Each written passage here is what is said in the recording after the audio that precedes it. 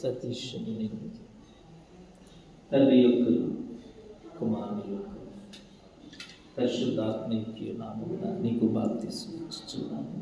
సిలువ వేయబడిన క్రీస్తును నీవిక మీద ఒప్పుకొనవలనని క్రీస్తు శక్తి కలిగి లోకముతోనూ పాపముతోనూ సాతానుతోనూ ధైర్యముగా పోరాడచ్చు మరణ పర్యాంతము క్రీస్తు యొక్క నమ్మకమైన సేవకుడిగా ఉండవలనని మీ నా సిలువతో వేయించున్నాను.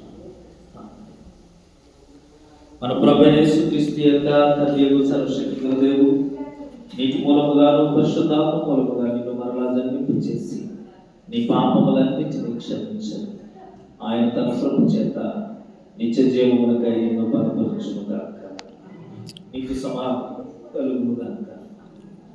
ప్రభు మీతో నుండుగాక.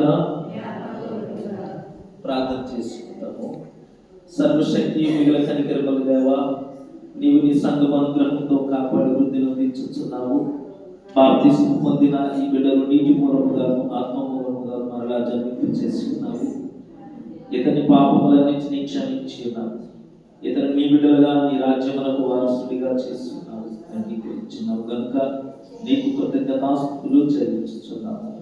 ఇతడు ఎల్లప్పుడూ నీ చిత్తానుకూలముగా జీవించు తొదకు నీ నిత్య రాజ్యంలోని వాగ్దానం సంపూర్ణ పొందినట్లు ఇతను నీ కృపయందు కాపాడి సంరక్షించుమని నీతోనూ పరిశుద్ధాత్మతోనూ సహాయక దేవుడై యుగయుగములు జీవించు పరిపాలించుచున్నట్టు నీ కుమారుడును మా ప్రభువైన యేసుక్రీస్తు ద్వారా వినయముగా బ్రతిమాలి వేడుకొనుచున్నాను.